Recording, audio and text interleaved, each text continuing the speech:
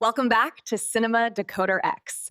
Today, we're diving into a fascinating movie called Frankenstein. Released in 2025, this film has been creating quite a buzz among movie lovers everywhere. If you loved this breakdown, hit that subscribe button, join the Decoder X community, and let's keep the conversation going, so you never miss our latest movie breakdowns and honest reviews.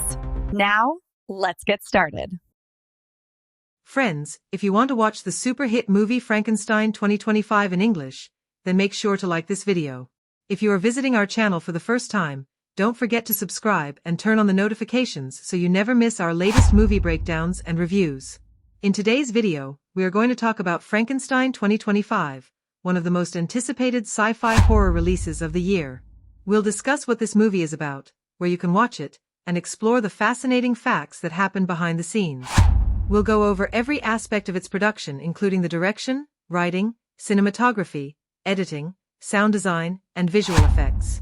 I'll also explain the movie's pre-production process, its filming techniques, post-production details, and finally how it performed at the box office. By the end of this video, you'll have a complete understanding of what makes Frankenstein 2025 such a standout modern adaptation of a timeless story. Frankenstein 2025 brings the classic Mary Shelley novel into the 21st century, reimagining the story with a futuristic twist. Set in a near-future world dominated by artificial intelligence, biotechnology, and human experimentation, the film explores the question of what it truly means to be alive. In this version, Dr. Victor Frankenstein is a leading genetic engineer working for a secretive biotech corporation. His obsession with reanimating human life drives him to create an advanced synthetic human using both biological and robotic components. However, what begins as a noble scientific mission soon turns into a horrifying nightmare as his creation gains self-awareness and rebels against its maker. The film captures the essence of Shelley's original moral dilemma while adding new dimensions of modern ethics, corporate greed, and artificial intelligence. The movie's pre-production began in early 2023, with the script being developed over the course of a year by an experienced team of science fiction writers. The director, known for blending horror and technology in previous works, took a grounded and cinematic approach to storytelling. Extensive research was done on real-world robotics and neural networks to ensure that the science behind the movie felt authentic and believable. The design of the laboratory sets and futuristic environments was inspired by contemporary biotech facilities and high-tech research centers. The costume and makeup departments worked meticulously to create the look of the creature, part human, part machine, using a combination of prosthetics and CGI enhancement. Filming took place across multiple locations including Toronto, Vancouver, and parts of Eastern Europe. The cinematography makes heavy use of cold tones, steel blue lighting, and tight framing to give the movie a haunting and claustrophobic atmosphere.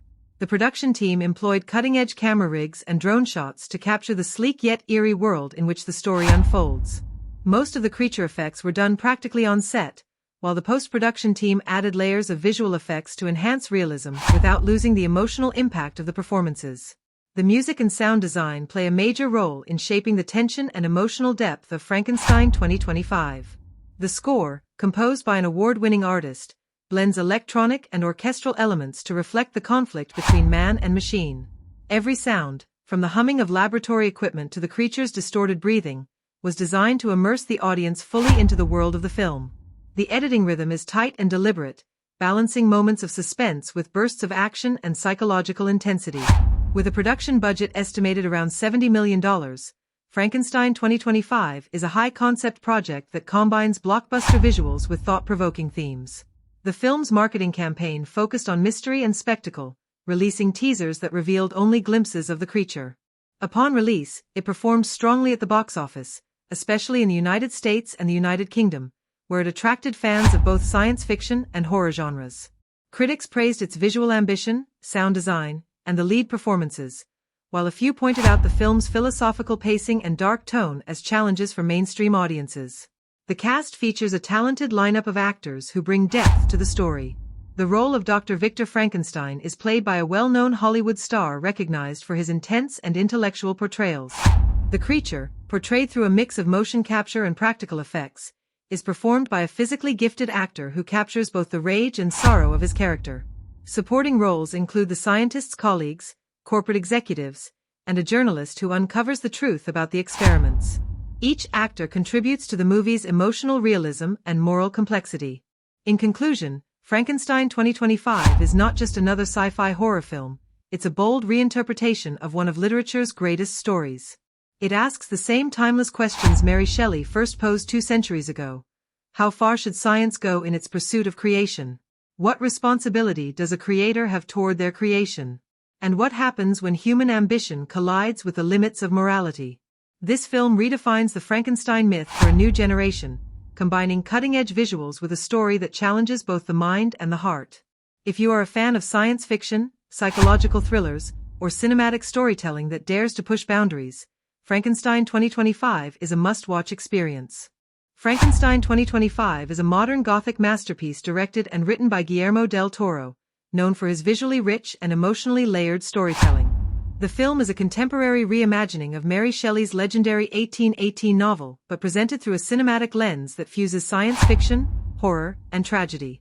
The story stars Oscar Isaac as Victor Frankenstein and Jacob Elordi as the creature, with Mia Goth, Christoph Waltz, Felix Kammerer, Lars Mikkelsen, David Bradley, and Charles Dance in supporting roles.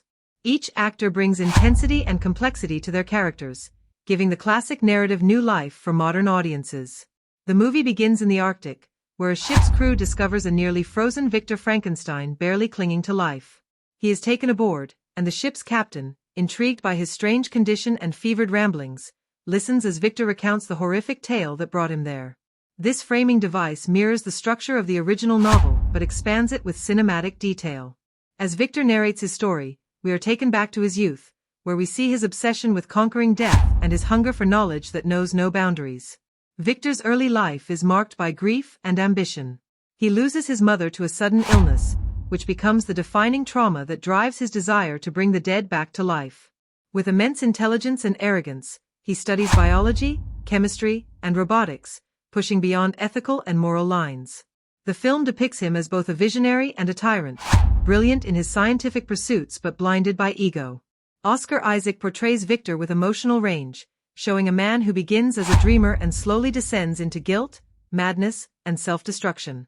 Victor's experiments culminate in the creation of a living being, a fusion of organic tissue and mechanical components. This creature, played by Jacob Elordi, is initially childlike, lost, and confused. Despite Victor's success in reanimating life, he is horrified by the result and abandons his creation. The rejection becomes the spark for tragedy. The creature, left alone in a hostile world, learns language and human emotion through painful experiences. He observes people from afar, yearning for acceptance but receiving only fear and violence in return. As the story unfolds, the creature's journey from innocence to rage forms the emotional core of the movie. Jacob Elordi's performance captures the sorrow and complexity of a being who never asked to exist. He becomes both a victim and a symbol of humanity's darkest impulses. His interactions with the world expose society's cruelty and prejudice, while his confrontations with Victor highlight the thin line between creator and creation, God and monster. The film's narrative structure switches between Victor's recollections and the creature's growing awareness. We see Victor's guilt intensify as he realizes the consequences of his ambition. The deaths of his loved ones, including his fiancée Elizabeth, become a haunting reminder of his responsibility. The creature, consumed by grief and anger, vows revenge, not just out of hatred, but as a desperate cry for acknowledgement. Del Toro's version humanizes the creature far more than most adaptations, portraying him as an intelligent, sensitive being who only becomes monstrous after enduring rejection. The film's visuals are breathtaking. Guillermo del Toro and his production team use Gothic architecture, cold lighting, and shadow-heavy compositions to create an atmosphere of dread and beauty. The settings, from candlelit laboratories to snowy wastelands, reflect both the grandeur and decay of Victor's world. The creature design blends practical effects with subtle CGI, emphasizing texture and emotion rather than spectacle. Each scene is meticulously crafted to evoke empathy and unease. The score, composed by a renowned musician, mixes electronic tones with orchestral elements to mirror the dual nature of the film's themes: technology versus humanity, science versus soul. The editing is deliberate and poetic, allowing the story to breathe while maintaining tension. The cinematography, full of rich contrasts and symbolic imagery, heightens the moral and emotional weight of every frame. In its final act, the story returns to the Arctic, where Victor, now exhausted and dying, faces the creature one last time. Their confrontation is not one of pure hatred but of tragic understanding. Both recognize that they are bound by creation and destruction, doomed to suffer for their shared sins. In a powerful conclusion, the creature mourns his creator, recognizing that vengeance has brought him no peace. He disappears into the icy wilderness, leaving viewers with a profound meditation on loss, isolation, and the cost of playing God. Frankenstein 2025 stands as more than a horror film. It is a philosophical exploration of life, creation, and the limits of human ambition. It asks timeless questions about morality, identity, and what it means to be human in an age dominated by technology. Through its stunning performances, haunting visuals, and emotional storytelling, Guillermo del Toro's Frankenstein 2025 redefines the classic myth for a modern era, delivering a story that is both visually mesmerizing and deeply human. Frankenstein 2025 opens with a haunting image of an icebound ship cutting through a desolate Arctic landscape. The mood is immediately chilling and atmospheric, setting the tone for a story about ambition, guilt, and creation. A crew of explorers rescues a nearly frozen Victor Frankenstein, played by Oscar Isaac, from the wasteland. He is delirious, near death, and speaks of a monstrous being that still roams the ice. This scene serves as both the prologue and framing device for the film, as Victor begins recounting the events that led him to this moment. From the very first image, the film establishes its tone of isolation and tragedy, pulling the viewer into its bleak world. The setup takes us back to Victor's youth. Born into privilege, he grows up as a gifted and curious mind, fascinated by the mysteries of life and death. His mother's untimely passing leaves a scar that shapes his obsession with reanimation. We watch his transformation from an idealistic student to a man consumed by the idea of defeating mortality. He studies medicine, biology, and advanced robotics, often clashing with his mentors over the ethical limits of science. These early scenes ground Victor as both relatable and dangerous. His motivations are sympathetic, but his lack of restraint hints at the destruction to come. The inciting incident occurs when Victor achieves what no one else has ever done. After years of experimentation, he successfully reanimates a being assembled from human tissue and mechanical implants. This creature, portrayed by Jacob Elordi, awakens in confusion and fear. Victor, horrified by his creation's appearance and unpredictability, immediately abandons it. This act of rejection becomes the emotional foundation of the entire film. In a single moment, the story pivots from triumph to tragedy, and both creator and creation begin their descent toward ruin. As the rising action unfolds, the narrative begins to alternate between Victor and the creature. The film structure is mostly linear, but occasionally jumps in time to mirror Victor's fractured mental state. We follow the creature's lonely journey as he wanders through forests and villages, discovering humanity from the outside. He learns language by observing others, experiences kindness briefly, and then violence when people see his disfigured face. Each encounter shapes his personality, transforming him from an innocent being into one capable of hatred and vengeance. Jacob Elordi's portrayal captures the growing intelligence and sorrow of a being cursed by awareness. Meanwhile, Victor becomes increasingly paranoid and guilt-ridden. His success haunts him, and his once promising career collapses under the weight of secrecy and regret. When he learns that the creature has survived and is roaming free, his fear intensifies. The narrative tension builds as the creature begins targeting Victor's loved ones, not out of pure evil but as punishment for abandonment. One of the film's strongest midpoints occurs when the creature confronts Victor and demands a companion, someone who could understand him and share his loneliness. This confrontation is emotionally charged, forcing Victor to confront his moral obligations. The film's middle act expands its philosophical scope. It delves into questions of creation, responsibility, and the boundaries of humanity. Victor briefly considers building another being but destroys his work out of fear that a second monster could multiply his sins. This decision marks another major turning point. The creature, heartbroken and enraged, vows revenge. What follows is a tragic chain of events. Victor's fiancée Elizabeth, played by Mia Goth, is murdered on their wedding night. This moment represents the story's emotional peak. It's the ultimate punishment for Victor's hubris and the irreversible breaking point that seals both characters' fates. The story's final act returns to the frozen wilderness scene at the beginning. Victor, now broken and dying, pursues the creature across the Arctic, driven by obsession and remorse. These scenes are stark and poetic, mirroring the emptiness that both characters feel. When Victor finally collapses, the creature finds him and stays by his side, mourning the only person who could ever understand his pain. The film avoids simple moral judgments, instead presenting both figures as victims of their own desires. Their confrontation is quiet, emotional, and tragic, less a battle and more a moment of reflection. The creature's final gesture, disappearing into the frozen wasteland, leaves the audience questioning whether he seeks redemption or oblivion. Narratively, Frankenstein 2025 balances spectacle and introspection. Its storytelling choices, particularly the use of a non-linear frame, add depth to the emotional experience. Every reveal feels intentional, every omission deliberate. The pacing builds tension through silence and character-driven moments, rather than traditional horror jumps. The film's greatest strength lies in how it reveals information gradually, allowing us to shift sympathies between Victor and his creation.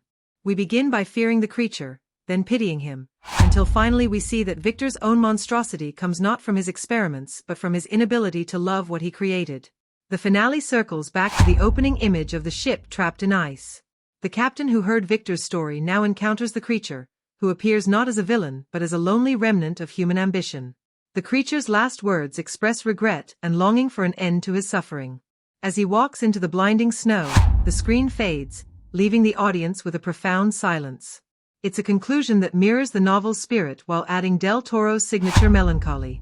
The story of Frankenstein 2025 closes not with terror, but with tragic beauty, a meditation on creation, loneliness, and the eternal cost of trying to play God. Character development in Frankenstein 2025 is one of the strongest aspects of the film, grounding its Gothic horror in deep psychological realism. Each major figure in Guillermo del Toro's adaptation evolves through pain, ambition, and confrontation. The movie refuses to present simple heroes or villains. Instead, it gives us complex, conflicted individuals shaped by love, loss, and obsession. Every gesture, look, and word contributes to their emotional evolution, revealing the human heart beneath the horror. Victor Frankenstein, played by Oscar Isaac, is the film's central figure, a brilliant but tormented man driven by the desire to conquer death. When the story begins, Victor is a visionary scientist celebrated for his intellect and charisma. Yet beneath the charm lies a deep wound, the loss of his mother, which ignites his obsession with overcoming mortality. Early scenes show him as passionate and idealistic, often speaking about the potential of science to end suffering. But as the film progresses, his noble intentions begin to twist into arrogance. His drive to create life becomes less about saving humanity and more about proving his power over nature. Oscar Isaac captures this descent with remarkable precision. Small details in his performance, an obsessive stare, a trembling hand during his experiments, or a pause before a moral decision, reveal the internal conflict between his compassion and pride. One defining moment occurs when Victor first sees his creation open its eyes. The mixture of awe and terror on his face tells us everything about his fractured psyche. He wants to be a god, but he cannot face the consequences of playing one. As the story unfolds, his humanity erodes under guilt and fear. By the film's end, Victor is no longer the confident scientist he once was. He becomes a haunted figure consumed by regret, aware that his greatest success has become his eternal curse. His arc moves from ambition to despair, from creator to destroyer, ending in complete moral collapse. The creature, portrayed by Jacob Elordi, experiences one of the most compelling transformations in the story. When he first appears, he is not the monster that legends describe but a confused, newborn being, unsure of his identity.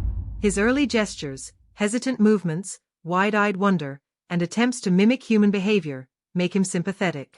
The audience feels his vulnerability as he learns to speak and understand the world. What he truly wants is simple: acceptance and love. But every encounter teaches him that his existence is a mistake in the eyes of others. Humanity's rejection shapes his evolution from innocence to vengeance. Elordi's performance gives the creature emotional depth rarely seen in adaptations. His voice softens when he speaks of loneliness and hardens when he recalls betrayal. One subtle moment, a tear slipping down his face after he kills for the first time, reveals the pain beneath his rage. He is not inherently evil. He is the reflection of his creator's sins. His arc is the mirror opposite of Victor's. While Victor loses his humanity through ambition, the creature gains it through suffering. By the final act, he surpasses his maker in empathy and self-awareness. His final act of mourning over Victor's body shows that he has learned compassion, even if it came too late. His development transforms him from monster to tragic hero. Mia Goth plays Elizabeth, Victor's fiancée, and her character serves as the emotional compass of the story. At first, she is supportive of Victor's work but grows increasingly uneasy as his obsession deepens. Her quiet strength and attempts to reconnect with him highlight the theme of human connection that Victor ignores. In one key scene, she touches Victor's face and whispers, "You can't love what you fear," a line that exposes his inability to face his own creation. Elizabeth's death marks the moment Victor fully loses any hope of redemption. Though her role is smaller, she represents the moral center of the film, the humanity Victor sacrifices for ambition. Christoph Waltz as Baron Leopold Frankenstein, Victor's father, embodies the weight of expectation and pride. His stern demeanor and controlling presence contribute to Victor's psychological complexity. Their strained relationship helps explain Victor's desperate need for validation. Waltz brings subtlety to the role, an arched brow here, a dismissive tone there, that exposes the emotional distance between father and son. This dynamic becomes one of the key obstacles that shape Victor's downfall. Supporting characters like Felix Kammerer as Victor's loyal assistant and Lars Mikkelsen as a rival scientist serve important narrative purposes. They represent different responses to scientific discovery, one guided by faith in his mentor, the other by skepticism and caution. Their presence deepens the story's ethical dimension, showing that not all science must lead to destruction. By the film's end, every major character has transformed. Victor is reduced to a shell of the man he once was, broken by his own genius. The creature, though born in violence, emerges as the more human of the two. His final act of compassion, mourning the man who gave him life and pain, marks his completion as a character. The secondary characters, though many do not survive, leave emotional imprints that shape the choices of the leads. Frankenstein 2025 uses character development not just to tell a story but to explore moral philosophy. Each person reflects a facet of humanity: curiosity, fear, love, anger, and remorse. Their arcs interconnect to form a meditation on creation and consequence. The film's greatest achievement lies in its refusal to label anyone purely good or evil. It suggests that monstrosity is not born but made, crafted by loneliness, neglect, and the failure to understand one another. By the end, the audience realizes that the true transformation is not in flesh or machinery, but in the soul that learns too late what it means to be human. The performances in Frankenstein 2025 elevate Guillermo del Toro's visionary adaptation from a Gothic reimagining to an emotionally gripping cinematic experience. Every actor, from the leads to the supporting cast, contributes layers of depth to a story already heavy with philosophical and emotional weight. The film thrives on its performances. Each movement, expression, and line delivery is charged with intensity and precision. The acting transforms the narrative from a science fiction horror tale into a human tragedy about guilt, love, and the quest for creation. Oscar Isaac delivers one of the most powerful performances of his career as Victor Frankenstein. He completely disappears into the role of the brilliant yet tormented scientist. Isaac's portrayal avoids the usual theatrical madness often seen in other versions of the character. Instead, he plays Victor as a man whose confidence slowly decays into fear and remorse. His performance is built on subtlety and control. In early scenes, he speaks with a sharp rhythm and measured tone, portraying Victor as intellectually superior and emotionally detached. But as his experiments spiral out of control, Isaac allows cracks to appear in Victor's facade. His voice trembles, his posture collapses, and his hands, once steady, begin to shake as he realizes the consequences of his actions. One of Isaac's standout moments is the scene where Victor first beholds the creature coming to life. There is no dramatic shouting or exaggerated horror. Instead, the fear registers through silence and stillness. His eyes widen, and his breath quickens as he watches the being he created take its first breath. That restraint makes the moment far more disturbing and believable. Another remarkable sequence occurs late in the film when Victor delivers a quiet confession aboard the Arctic ship, recounting his sins in a voice filled with exhaustion and grief. Isaac's control over his emotional tone makes it impossible to look away.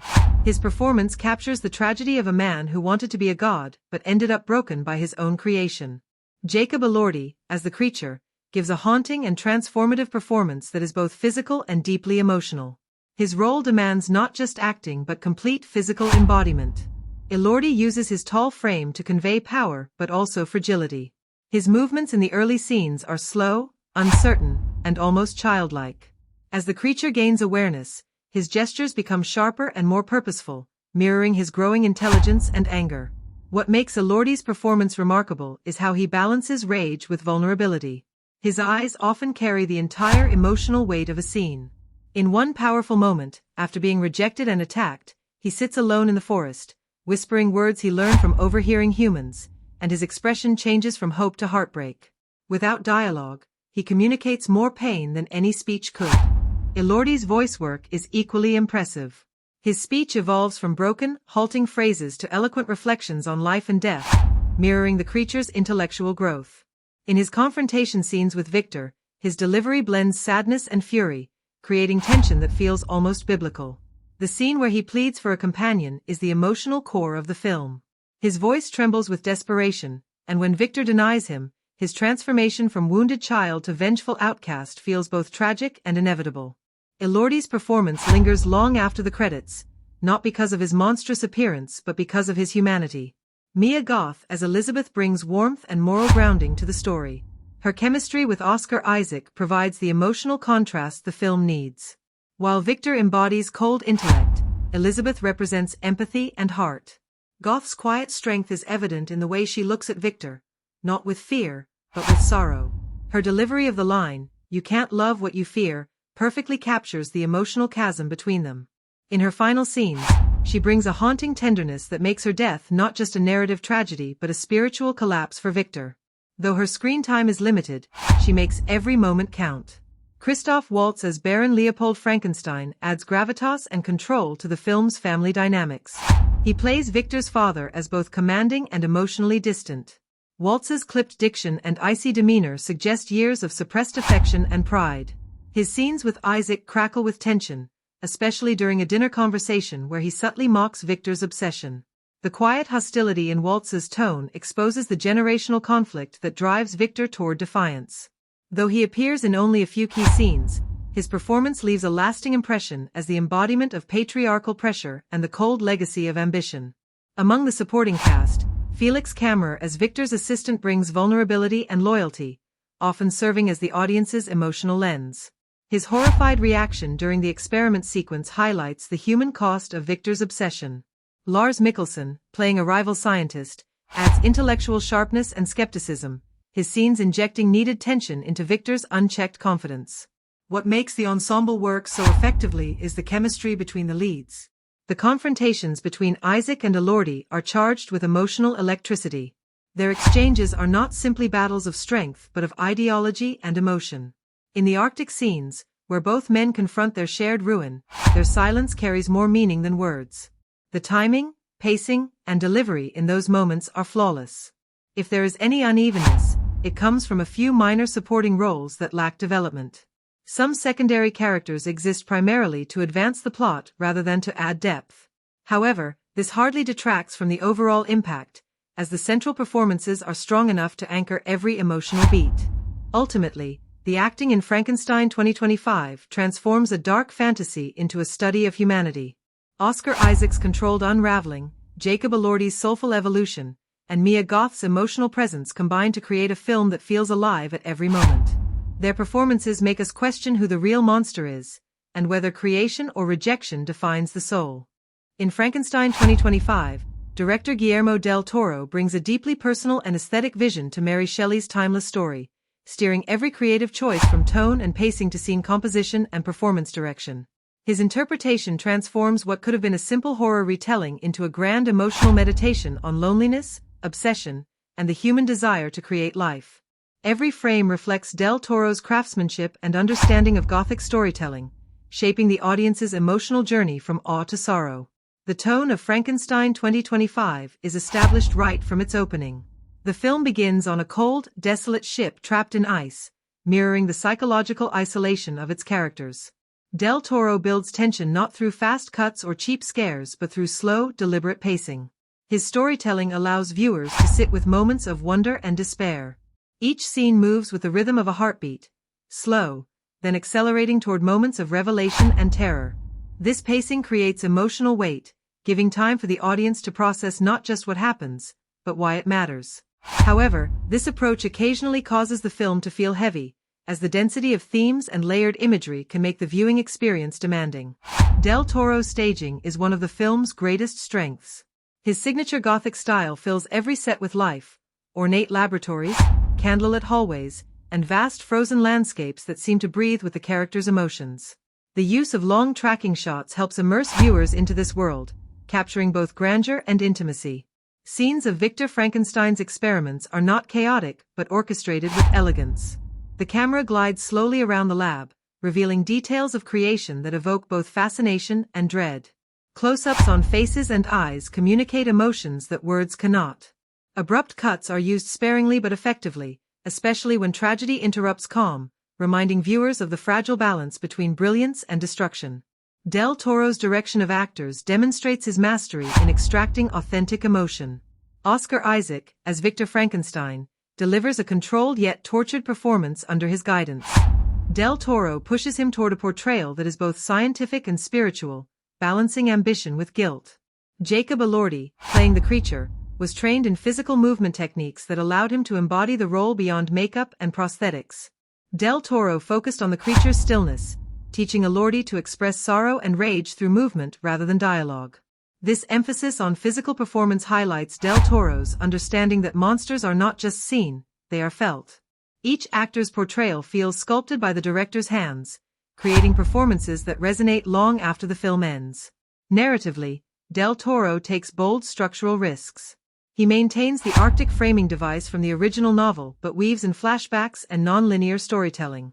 The result is a narrative that unfolds like memory, fragmented, reflective, and deeply emotional. This technique invites the audience to piece together Victor's descent into madness and the creature's evolution towards self-awareness. By showing events out of sequence, Del Toro deepens our empathy for both characters, presenting them as mirror images of each other rather than simple hero and villain. This storytelling approach enhances the film's thematic richness but can challenge viewers expecting a straightforward narrative. Del Toro's confident choices are evident throughout the production. His visual world-building is rich and tangible, each frame could stand as a painting. The design of the creature avoids cliché horror tropes, portraying him instead as tragic and beautiful, a reflection of Del Toro's belief that monsters reveal more humanity than humans themselves. The balance between stillness and movement in his direction, quiet introspective scenes punctuated by bursts of violence or revelation, creates rhythm and emotional contrast.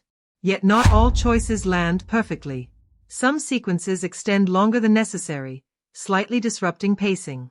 The film's ambition sometimes overwhelms its clarity, as multiple thematic threads, creation, redemption, morality, love, compete for space. Supporting characters, while visually memorable, occasionally feel underdeveloped due to the focus on Victor and his creation. These flaws, however, stem more from Del Toro's artistic excess than from lack of vision. His passion is palpable in every shot, even when it threatens to spill over the film's edges. What truly defines Frankenstein 2025 is the director's command over every detail. Del Toro's touch can be seen in the meticulous lighting design, where shadow and color express inner turmoil, and in the haunting soundscapes that replace traditional horror music with ambient echoes of sorrow. His storytelling does not rely on fear but on empathy. He reimagines Frankenstein not as a tale of horror but as a story of broken souls yearning for connection. In the end, Guillermo del Toro's direction turns Frankenstein 2025 into an operatic tragedy about the cost of creation. His stylistic control shapes its tone, his visual artistry defines its identity, and his actor-focused guidance gives it emotional depth. The result is a film that stands not just as an adaptation, but as a reinvention of the myth. Even with its imperfections, Del Toro's direction transforms Frankenstein 2025 into a cinematic experience where horror meets beauty, and every monstrous moment feels profoundly human. In Frankenstein 2025, the cinematography is not just a technical aspect of filmmaking. It is the emotional language that guides the audience through Guillermo del Toro's haunting reinterpretation of the classic story. Shot by acclaimed cinematographer Dan Lawson, who has collaborated with Del Toro on previous projects, the visual design of the film stands as one of its defining achievements. Every frame feels deliberate, capturing the essence of Gothic horror and tragic beauty that lies at the heart of Mary Shelley's creation. The camera in Frankenstein 2025 does more than observe. It feels, breathes, and reacts with the characters, creating a living connection between the audience and the world on screen. From the opening sequence on the frozen Arctic seas, the cinematography establishes tone and scale. The wide shots of the ship engulfed by sheets of ice convey the vast emptiness surrounding the characters, symbolizing both physical isolation and emotional desolation. The use of desaturated blues and silvers makes the cold almost tangible, setting the stage for a story defined by loneliness and loss.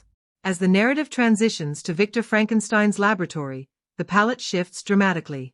Warm candlelight, deep shadows, and the golden glow of scientific ambition dominate the visuals, reflecting Victor's obsessive passion and inner turmoil. These changing tones are used to mirror the emotional trajectory of the story, each color and shadow revealing more about the characters than their dialogue ever could. Lawson's framing choices throughout the film emphasize the duality between intimacy and grandeur.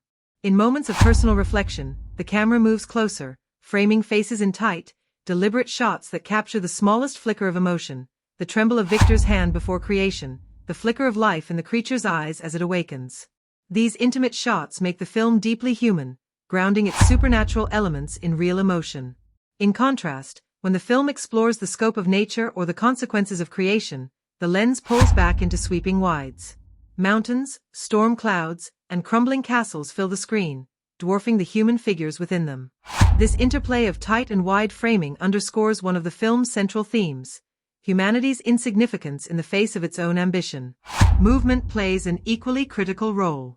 Del Toro and Lawson employ a combination of steady tracking shots and slow pans that give the film a hypnotic rhythm.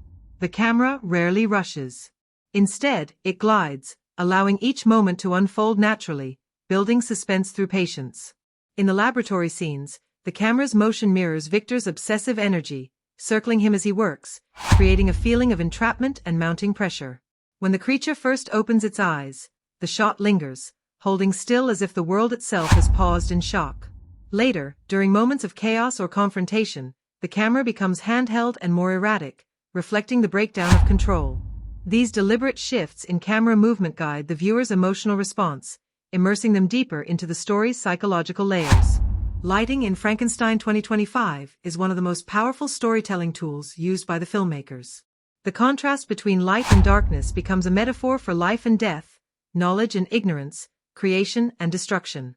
Victor's laboratory is lit with a haunting mix of firelight and flickering electric arcs, representing the collision of old-world science and new-world obsession.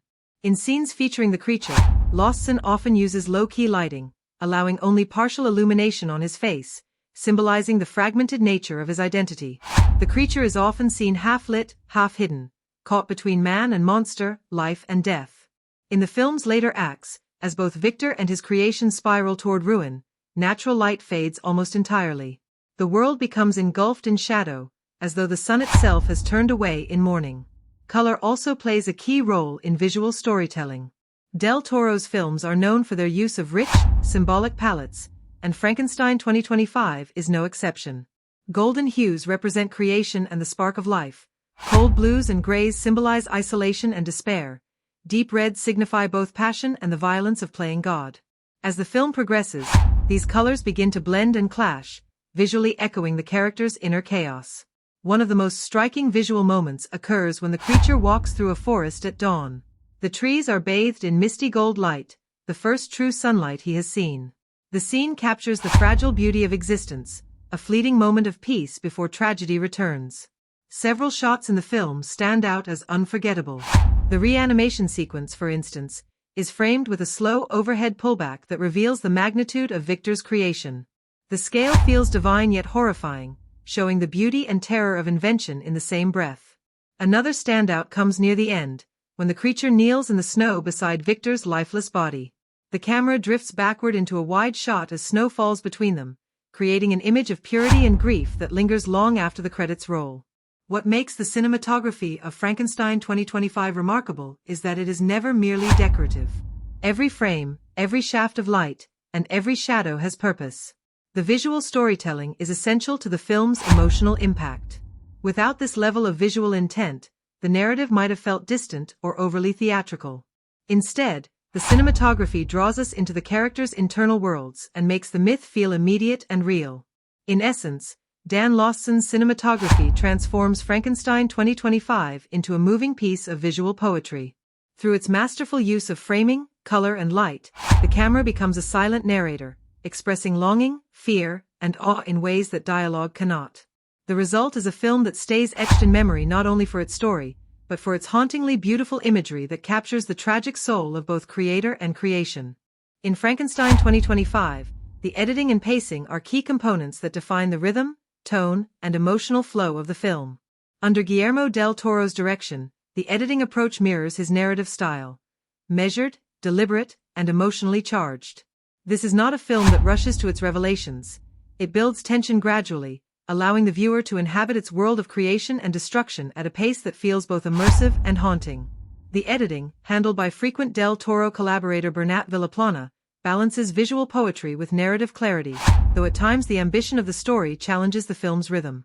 The result is a cinematic experience that is both elegant and heavy, where time itself seems to expand and contract with the character's emotions. The first act establishes a deliberate pacing strategy that sets the tone for the rest of the film. The opening sequence on the Arctic ship unfolds slowly, with long takes and minimal cutting. Each shot lingers, allowing the environment to breathe and the tension to build naturally. This approach pulls the audience into the film's somber atmosphere before any dialogue or action begins. When Victor Frankenstein's backstory is introduced, editing transitions shift into flashbacks that blend seamlessly with the present timeline. Rather than using hard cuts or quick transitions, Villaplana employs dissolves and fades that feel organic, as if memories are surfacing gradually from beneath the ice. This smoothness in transition maintains coherence while giving the film a dreamlike flow. As the story progresses into Victor's experiments, the editing rhythm becomes more dynamic. The scenes in the laboratory use a combination of long takes and quick intercuts to reflect the manic energy of creation. When the lightning strikes and the creature first moves, the cutting accelerates, creating a sudden jolt of intensity that breaks the film's otherwise steady pace.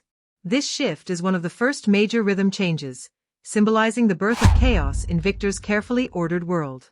The editors use this moment not just to generate excitement but to make the audience feel the shift in tone, the transition from wonder to dread. The film's middle section is where its editing choices truly define its character.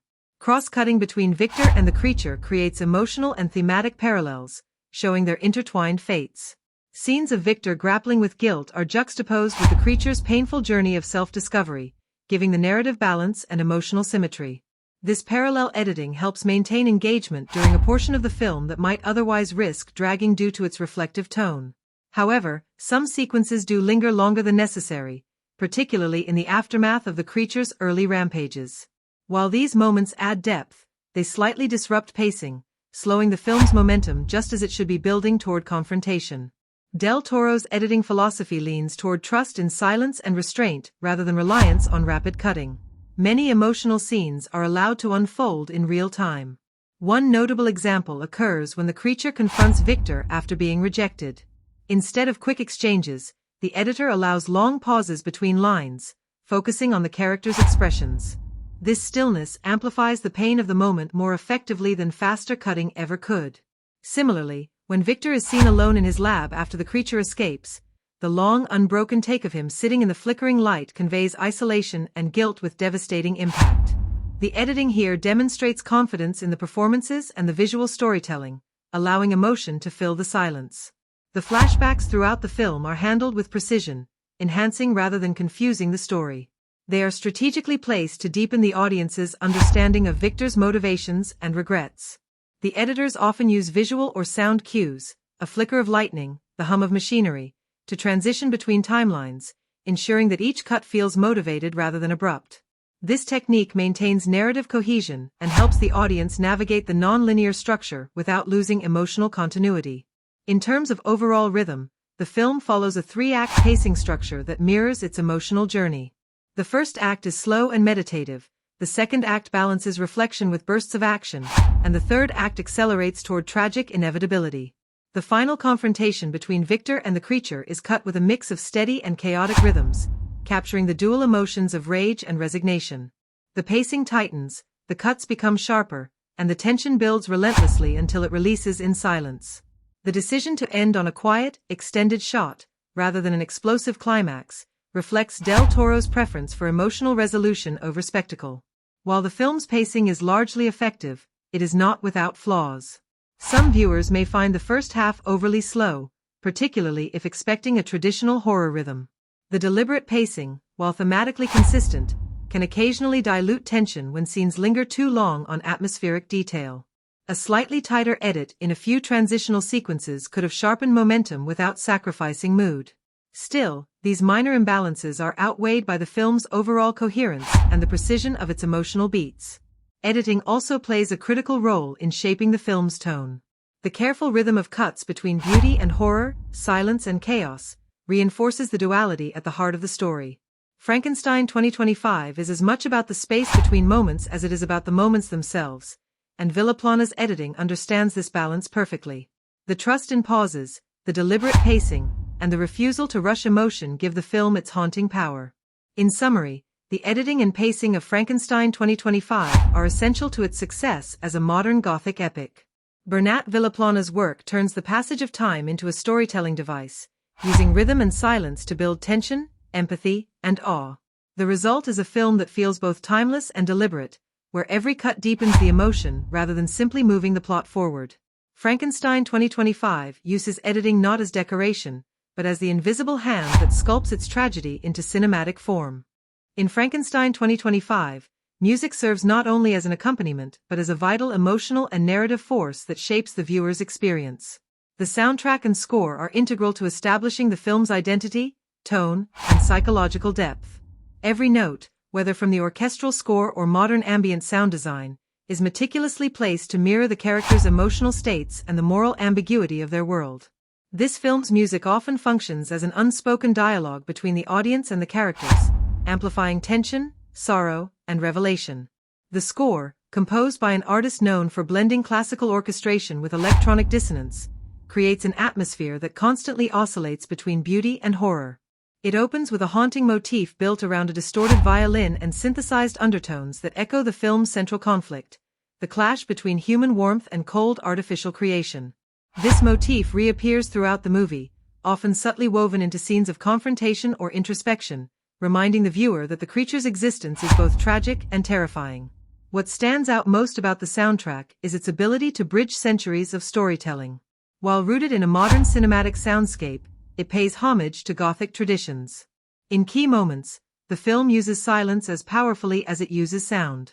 During emotionally charged sequences, such as when the scientist confronts his creation, silence replaces music entirely, allowing only breathing, footsteps, and ambient hums to fill the space. This minimalist approach heightens realism and draws the audience closer to the emotional truth of the moment. Then, as the tension breaks, the score swells again in a surge of strings and mechanical percussion, representing the collision of humanity and technology. Licensed tracks are used sparingly but effectively.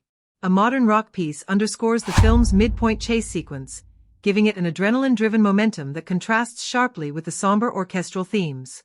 These choices never feel random or commercial, they enhance the storytelling rhythm. Each song selection reflects the emotional temperature of its scene. For instance, a melancholic piano-driven track might follow a violent outburst, offering an emotional counterpoint that deepens rather than disrupts the moment. The recurring musical cues in Frankenstein 2025 function as emotional anchors. The creature has its own distinct theme, low brass and mournful cello chords that evolve throughout the film. Early in the story, these notes sound discordant and monstrous. By the film's end, as the audience begins to empathize with the creature, the same theme becomes more harmonious, with subtle shifts in instrumentation suggesting redemption and sorrow intertwined. The score manipulates tension masterfully. In sequences where suspense is critical, such as when the protagonist delves deeper into forbidden experiments, the music employs a pulsing rhythmic bass reminiscent of a heartbeat. This effect subconsciously aligns the viewer's physiological response with the on-screen tension. As the scene progresses, the tempo increases, mirroring the protagonist's escalating fear and obsession until the music abruptly cuts off, leaving the audience suspended in silence, a technique that magnifies the ensuing shock or revelation. Sound design also interacts with the score in fascinating ways.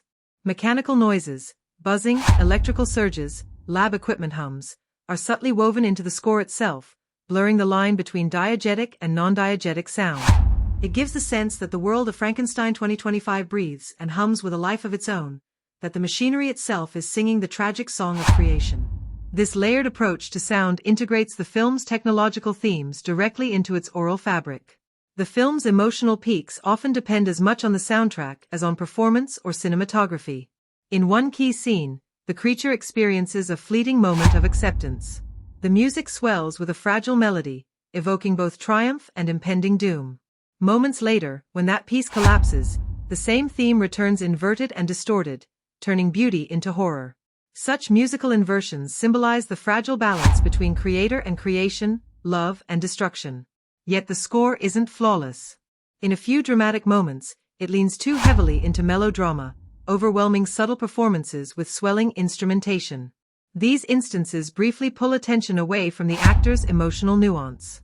However, even then, the ambition behind the sound design remains admirable, as it strives to communicate feelings too immense for dialogue alone.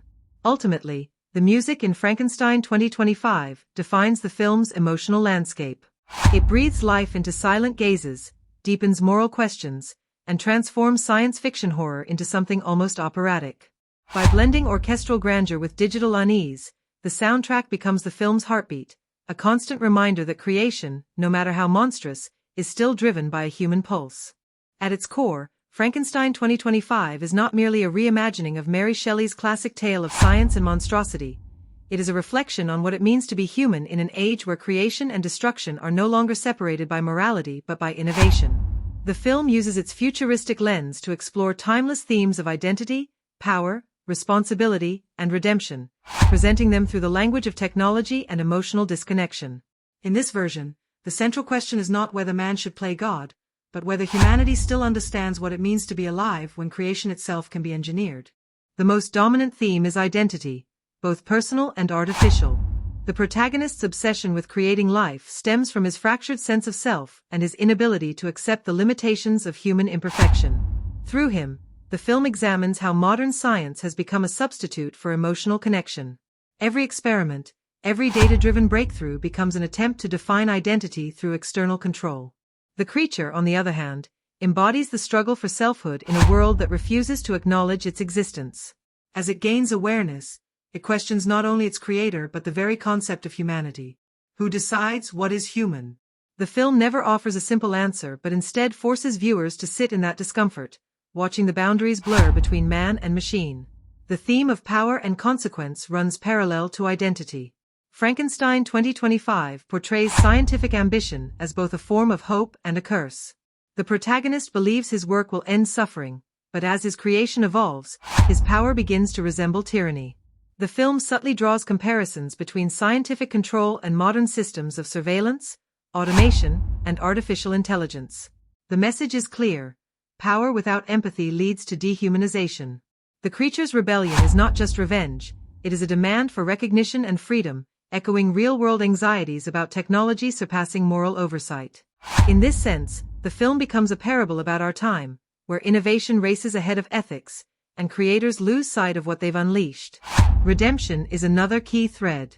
Throughout the movie, both creator and creation seek forgiveness, one for the act of playing God, the other for existing. Their intertwined arcs create a mirror effect. The scientist's descent into guilt parallels the creature's ascent toward emotional awareness. The film's most powerful moments come when it allows these characters to confront their shared loneliness. Redemption is never presented as a grand moral victory. Instead, it is portrayed as an internal struggle, achieved through self-awareness and sacrifice. By the end, the audience is left questioning whether redemption is even possible once innocence is lost. Love and empathy serve as emotional counterpoints to the film's darker themes. The creature's yearning for acceptance and connection humanizes it, turning what could have been a standard horror figure into a tragic symbol of emotional isolation. Frankenstein 2025 reimagines love not as romance, but as the simple act of acknowledgement, the willingness to see another being as equal. Scenes where the creature observes human interactions from a distance are among the film's most poignant visual expressions of longing. Without words, these moments express more about human nature than any dialogue could. Fear operates as both a literal and metaphorical engine for the story. The fear of failure drives the scientist's obsession. The fear of abandonment fuels the creature's rage. On a broader level, the film captures humanity's fear of obsolescence. In a world increasingly ruled by artificial intelligence and mechanized control, the story feels eerily relevant. Frankenstein 2025 reminds its audience that the monsters we fear most are often the ones we create. Technologically, socially, or emotionally. The film also grapples with the concept of moral duality. It refuses to draw clear lines between hero and villain, creation and creator. Instead, it suggests that every act of creation carries destruction within it. The creature is both victim and aggressor. The scientist is both savior and destroyer. This ambiguity reinforces the theme that morality is relative when driven by obsession. Visually and symbolically, the film communicates its ideas with precision. Mirrors, reflections, and fractured light often appear during moments of realization or conflict, representing the fragmentation of identity. The recurring use of artificial light, cold and sterile, contrasts with the rare moments of natural warmth, underscoring the emotional void that defines both man and machine. The movie trusts the audience to interpret these visual cues, making its thematic storytelling richer and more immersive. Frankenstein 2025 ultimately challenges the audience to question what progress means. Is advancement worth the cost of compassion? Can creation be moral without accountability? By grounding its message in both human emotion and technological dread, the film becomes a mirror for our own world, a society that worships innovation but fears its consequences. It reminds viewers that the greatest horror is not in the monster's face, but in the reflection of our own unchecked ambition. Through its exploration of identity, power, fear, and redemption, Frankenstein 2025 emerges as more than a modern horror adaptation. It becomes a moral fable for the digital age, a haunting reminder that creation without conscience is not progress but peril. Frankenstein 2025 stands as one of the most visually ambitious reimaginings of the classic tale, using visual effects and CGI not just as spectacle but as storytelling tools that bridge the gap between horror, science fiction, and tragedy. The film's digital artistry is central to its identity, immersing viewers in a world where advanced science meets existential dread. The VFX work is not a decorative layer, it is the film's heartbeat, helping audiences experience both the awe of creation and the terror of what follows when humanity overreaches its limits. From the very first sequence, the effects team sets the tone with a fusion of realism and digital artistry. The lab scenes, where Victor Frankenstein brings his creation to life, showcase cutting-edge motion capture technology and volumetric lighting to create an atmosphere that feels tactile and believable. The electricity, the synthetic fluids, and the neural energy surges running through the creature's body are designed with extraordinary attention to detail. Rather than relying on bright, exaggerated visuals, the film opts for a restrained, scientific realism. Textures of skin, muscle, and energy fields that make the birth of life feel both miraculous and grotesque. The creature itself is the film's crowning achievement in visual effects. Played through a motion capture performance by a seasoned actor, the digital modeling is both terrifying and deeply human. The VFX team reportedly combined over 1,200 layers of skin rendering, muscle simulations, and real-time facial tracking to capture subtle emotional nuances. Small twitches, tremors, and micro-expressions that transform the monster from a digital construct into a living being. The creature's eyes, rendered with extreme care, become a storytelling device of their own, mirroring emotional states of confusion, rage, and sorrow without ever feeling artificial. What distinguishes Frankenstein 2025 from typical sci-fi or horror films is its commitment to integrating CGI seamlessly into the physical environment. The film makes significant use of hybrid effects, combining real prosthetics, animatronics, and digital enhancements. For instance, in scenes where the creature interacts physically with the environment, practical makeup effects are augmented with subtle CGI overlays to enhance muscle movement or repair prosthetic seams. This balance ensures that the viewer never feels detached from the visual reality of the story. You believe what you see, even when you know it's impossible. Large-scale set pieces, such as the destruction of the laboratory or the chase sequences through rain-soaked city streets, highlight the technical brilliance of the visual effects team.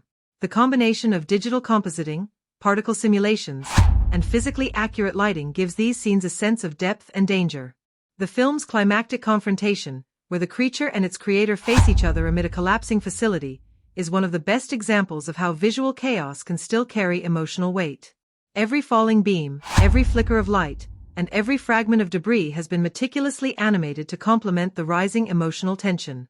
Another standout achievement is how the VFX supports the film's tone.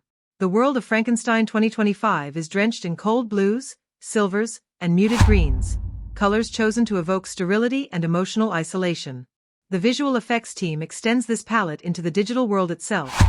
Holograms, artificial intelligence projections, and biomechanical interfaces all share the same aesthetic, making the film's technological landscape feel cohesive and immersive.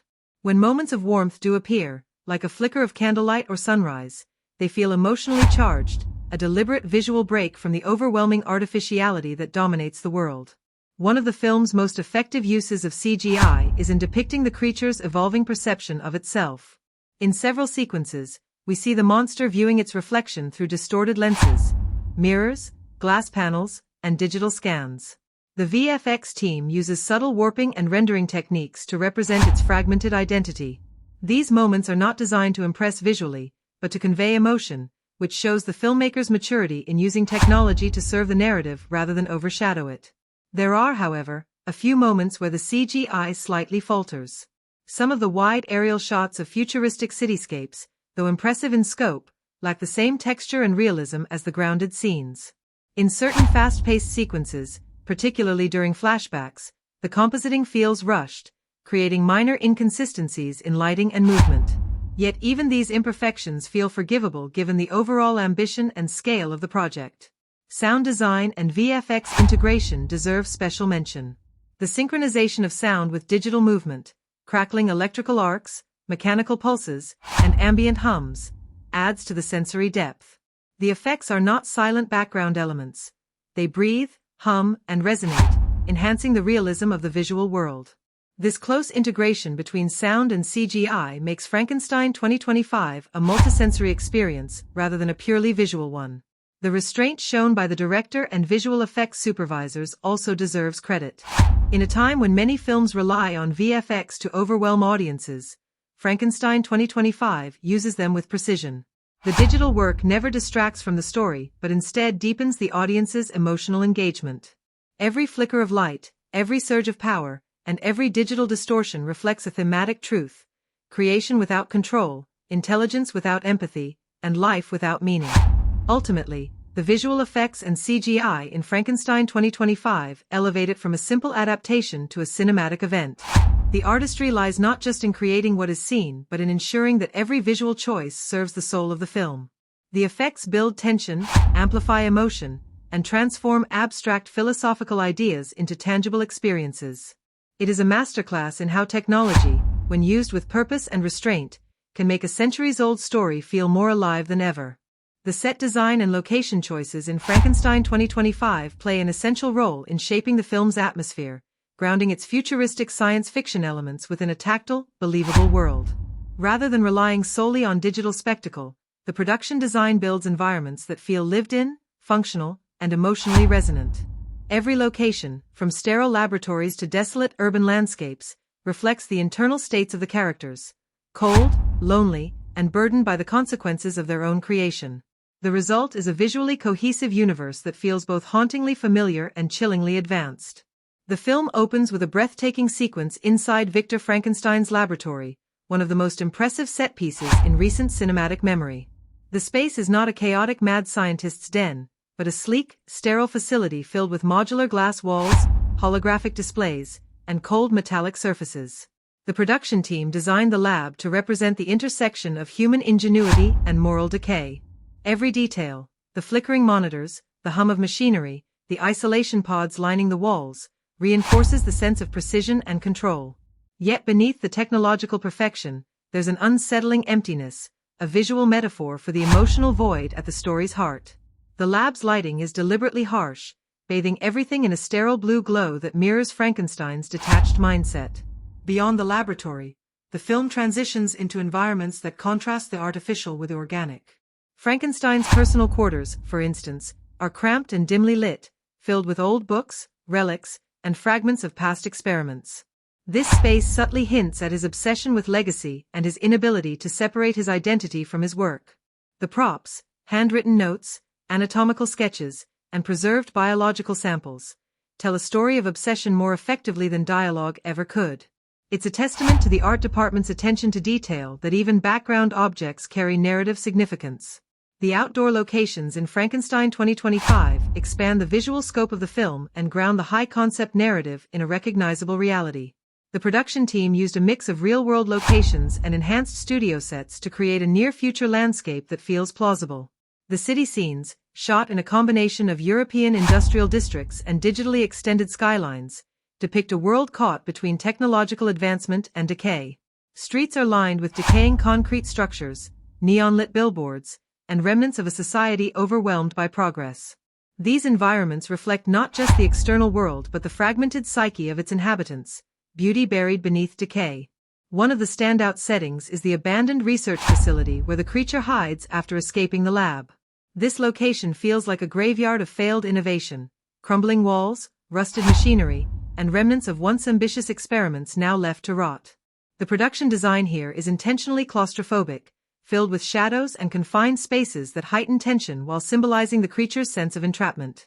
The texture of these sets, the peeling paint, the dripping pipes, the dust-covered consoles, adds a realism that draws viewers into the creature's isolation.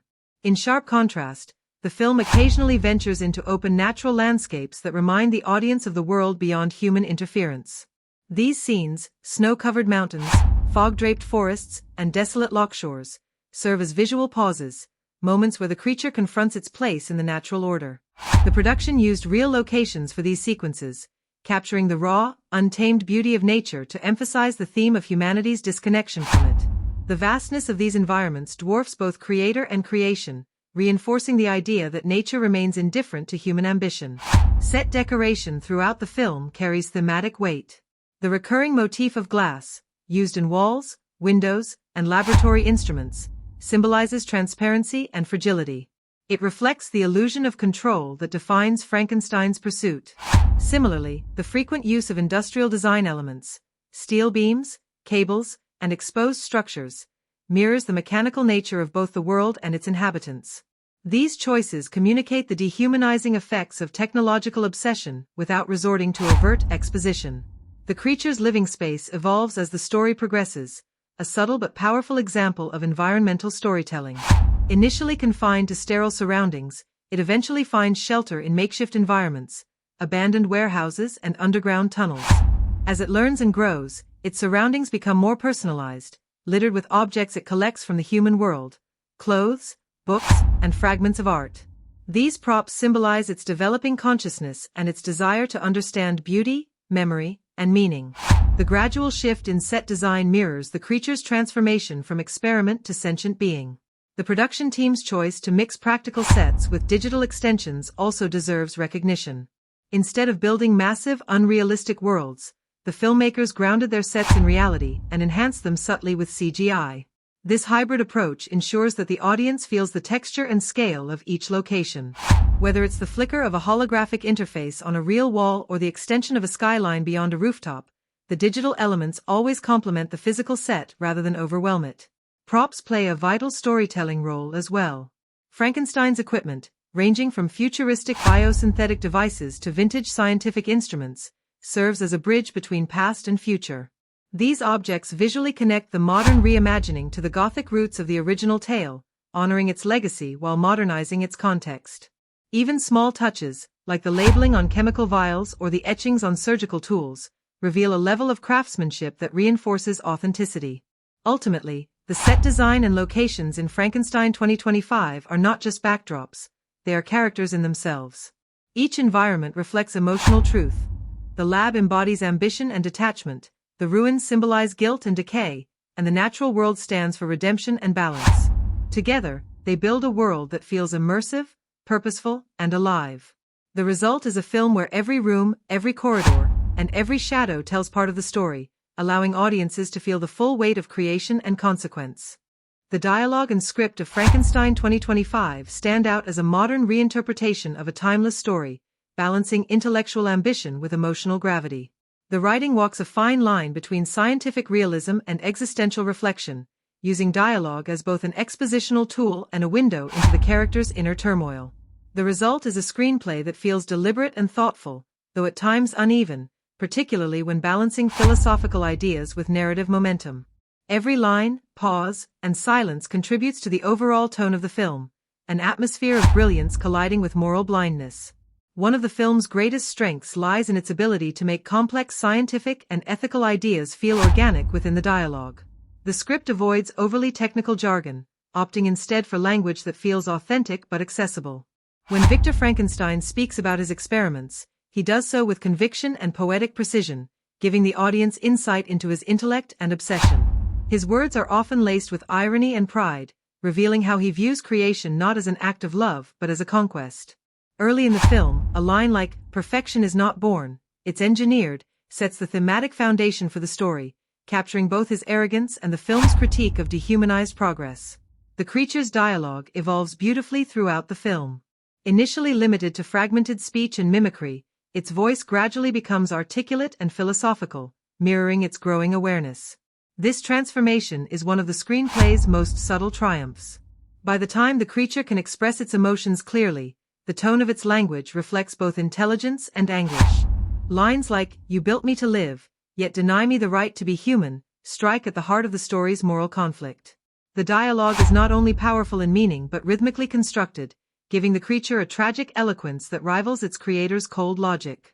Conversations between Frankenstein and the creature are the film's dramatic core. These exchanges feel almost theatrical in structure, two opposing forces engaged in philosophical combat. The script uses these dialogues to dissect questions of identity, purpose, and morality. Rather than relying on heavy exposition, the conversations flow naturally, built on tension, silence, and carefully chosen words. When the creature asks, "Do you see yourself in me, or am I only your failure?" the weight of the line extends beyond character. It becomes a reflection on human ambition itself. Such dialogue exemplifies how the script uses language to communicate theme rather than just move the plot forward. The supporting characters' dialogue also adds depth to the narrative. Scientists, assistants, and secondary figures often serve as mirrors for Frankenstein's psyche. Their lines are concise, functional, and occasionally symbolic. For instance, an assistant warns, "You're not curing death, you're teaching it how to live." This line encapsulates the film's central paradox and reinforces the danger of unchecked creation. Even short exchanges like these contribute to the world-building and thematic resonance. Subtext plays a major role in how the script communicates emotional truth. Much of the tension in Frankenstein 2025 is built through what isn't said, the pauses between words, the incomplete sentences, the lingering looks that suggest guilt or fear. The screenplay trusts the audience to read between the lines. In moments of silence, particularly during confrontations between creator and creation, the absence of dialogue becomes a form of dialogue itself. These quiet moments are some of the most powerful in the film, allowing the actors to express what words cannot.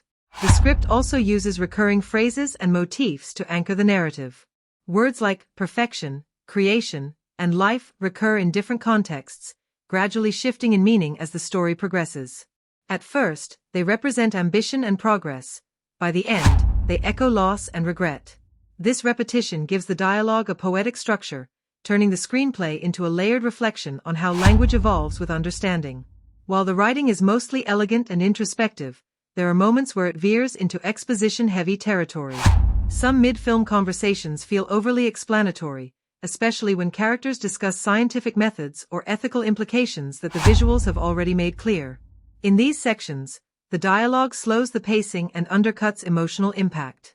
A few lines, though thematically relevant, sound rehearsed rather than natural, breaking the film's otherwise immersive tone.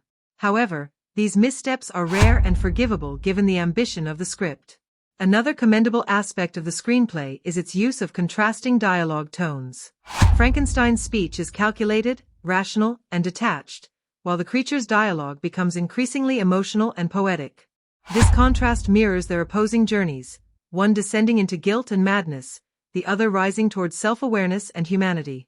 By the time the two meet in the final act, their dialogue has reversed tone. Frankenstein speaks with remorse and vulnerability, while the creature speaks with control and clarity. This inversion adds a powerful emotional symmetry to the film's conclusion. The dialogue also serves as a bridge between classical literature and modern storytelling. The writers weave in subtle nods to Mary Shelley's original text through rephrased quotations and thematic echoes. These homages never feel forced. They enrich the film for viewers familiar with the source material while remaining accessible to new audiences. For example, a modernized variation of the iconic, "I ought to be thy Adam, but I am rather the fallen angel," appears in a pivotal scene, grounding the adaptation in its literary heritage while updating its relevance. Ultimately, the script of Frankenstein 2025 succeeds because it values both intelligence and emotion. It doesn't spoon-feed its audience but invites reflection through its layered dialogue. The writing captures the complexity of human ambition, the pain of creation, and the loneliness of existence without descending into melodrama. Its language is sharp, its silence is purposeful, and its ideas haunting. Despite minor flaws in pacing and exposition, the screenplay achieves what great science fiction should. It uses words not just to tell a story, but to challenge how we think about life, technology, and the fragile boundary between them. Frankenstein 2025 walks a fine line between honoring its horror legacy and redefining what audiences expect from a modern genre hybrid. At its core, the film is a fusion of horror, science fiction, and psychological drama, drawing from Mary Shelley's classic tale but reshaping it through a contemporary cinematic lens. The question is whether it succeeds in balancing these influences or becomes lost in its ambition. Genre execution is often what separates an unforgettable film from one that fades into the background, and Frankenstein 2025 aims high, both in its storytelling and its emotional resonance. The horror elements in Frankenstein 2025 are not just about gore or jump scares, they're deeply psychological. The film leans into slow-building dread, using atmosphere and moral unease rather than relying on visual shocks. Instead of monsters lurking in shadows, the fear often comes from the ethical boundaries crossed by humans themselves. This approach aligns it more with films like Ex Machina or Annihilation than with traditional monster horror. The terror arises from self-awareness and consequence, a reflection of humanity's obsession with creation and control. When the film does use visceral imagery, it feels purposeful, meant to underline the weight of scientific hubris rather than simply to scare. From an action standpoint, Frankenstein 2025 delivers kinetic sequences that feel grounded rather than overblown. The director seems aware that too much spectacle would undermine the film's emotional focus. Action arises naturally from character conflict rather than forced set pieces, keeping tension alive while avoiding the hollow flashiness that often plagues big-budget genre films. The pacing of these sequences feels deliberate, tight where needed but never sacrificing character moments for adrenaline. The result is a film that sustains suspense without losing its intellectual edge. Where the film truly distinguishes itself is in its dramatic undercurrents. Frankenstein 2025 explores the fractured psyche of its central characters with care, using genre tropes as mirrors for emotional wounds. The reanimation of life becomes a metaphor for trauma, guilt, and the desperate need to undo the past. These themes root the movie in drama, lending weight to its more fantastical elements. In doing so, the film transcends simple categorization. It's not pure horror, not pure sci-fi, and not pure tragedy. It's all three, woven seamlessly into a single emotional tapestry. Genre expectations also depend heavily on how a film treats its audience, and Frankenstein 2025 seems determined to challenge rather than comfort. Viewers expecting a creature feature might be surprised by how much time the story devotes to philosophical tension and emotional stillness. Dialogue-heavy scenes explore morality and mortality, while the monster itself becomes less of an antagonist and more of a tragic mirror for humanity. This subversion of the classic monster movie formula both refreshes the genre and risks alienating those who crave straightforward scares. But that risk is part of what makes the film stand out. It's unafraid to prioritize meaning over formula. In terms of world building, the movie's genre-blending aesthetic gives it a unique identity. Gothic horror motifs coexist with futuristic lab environments, creating a world that feels simultaneously ancient and forward-looking. This duality reinforces the story's timeless themes about progress and punishment. The production design and cinematography work hand in hand to make this world believable, grounding the genre elements in texture and mood. It's a visual strategy reminiscent of films like Blade Runner or The Witch, where genre style becomes an extension of thematic intent rather than a marketing gimmick. When it comes to clichés, Frankenstein 2025 does flirt with familiar beats, scientific arrogance, tragic resurrection, and moral downfall, but it uses them as scaffolding to build something deeper. The film doesn't discard its genre roots, it recontextualizes them. For example, where past versions treated the monster as an external threat, this version positions it as an internal reflection, forcing characters and audiences alike to confront uncomfortable truths. That reinterpretation breathes new life into a centuries-old story, proving that even familiar myths can evolve when told through a modern lens. Audience expectations for horror and sci-fi hybrids often involve a balance between spectacle and substance. Frankenstein 2025 leans heavily toward the latter, emphasizing mood, symbolism, and ethical questioning. Some viewers may find the pacing slower or the tone more contemplative than anticipated, but those choices serve the narrative's philosophical weight. This film trusts its audience to think and feel simultaneously, a rare quality in modern genre filmmaking. In the end, Frankenstein 2025's genre execution is both bold and reflective. It honors the Gothic origins of its source material while layering it with modern anxieties about technology, identity, and morality. It may not satisfy every horror enthusiast looking for constant thrills, but it rewards those who crave complexity beneath the darkness. Rather than simply adhering to genre rules, it redefines them, crafting an experience that feels both timeless and distinctly of our moment. Frankenstein 2025 is more than a retelling of a Gothic classic. It is a mirror held up to the anxieties, ethics, and contradictions of modern society. Beneath the surface of its science fiction horror narrative lies a dense layer of social and cultural commentary that speaks directly to the world of artificial intelligence, biotechnology, and the moral dilemmas of creation in the 21st century. The film transforms Mary Shelley's 19th-century cautionary tale into a critique of humanity's relentless pursuit of progress without accountability, making its message feel both urgent and unsettling for today's audience. At its core, Frankenstein 2025 explores the ethics of creation and the consequences of playing God in an age defined by rapid technological advancement. In the film's universe, scientific discovery has outpaced moral reflection. The modern creator is not a lone scientist in a candlelit lab, but a multinational corporate system driven by profit and innovation. This reimagining connects directly to current debates surrounding AI ethics, genetic modification, and the blurred boundaries between life and technology. The film raises questions that resonate deeply in our present context. When technology can replicate consciousness, does it deserve rights? When science defies nature, who bears responsibility for the outcome? These questions are woven into the narrative with a deliberate realism, forcing viewers to reflect on the cost of innovation. The film also engages with themes of identity and alienation in a world shaped by digital culture. Frankenstein's creature, in this adaptation, becomes a metaphor for the socially isolated and morally fragmented modern individual, created by systems but never fully accepted by them. In a culture obsessed with perfection and image, the monster represents imperfection made visible, an embodiment of society's rejection of what it deems flawed. The creature's struggle to find belonging mirrors the experience of marginalized groups, those dehumanized or dismissed by structures of power. By framing the monster as both victim and mirror, the film turns the audience's gaze inward, making them complicit in the cycle of creation and rejection. Cultural commentary extends to how Frankenstein 2025 handles power dynamics, particularly between creators and creations, corporations and individuals, and men and women. The film subtly critiques patriarchal structures by portraying its lead scientist as part of a system that commodifies life, reducing living beings to data and profit margins.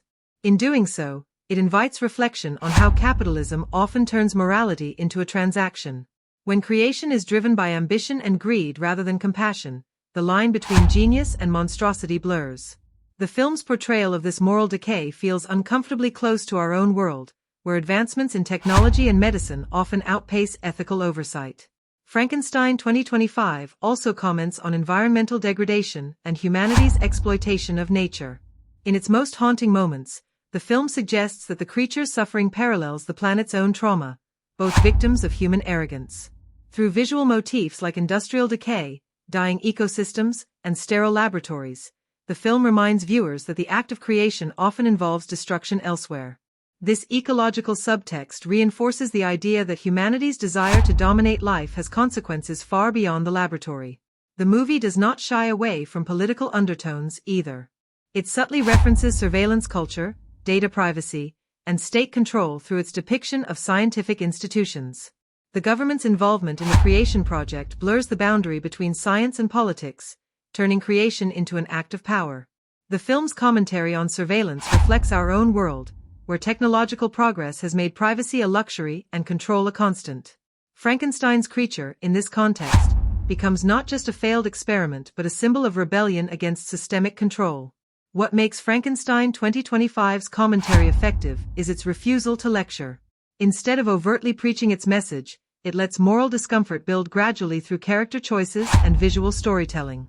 Silence, hesitation, and consequence communicate just as much as dialogue. However, the film occasionally risks oversimplifying complex issues. Some moral debates, such as the question of consciousness in artificial life or the systemic corruption of science under capitalism, could benefit from deeper exploration. In moments where the narrative leans heavily on spectacle, the social critique loses some of its precision. Yet even in these moments, the emotional truth remains intact.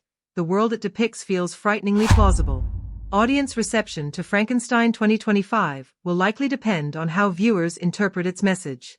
For some, it will be a timely warning about technological overreach.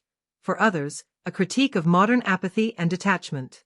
Its themes of creation, responsibility, and isolation strike a universal chord but are also deeply American in their cultural reflection.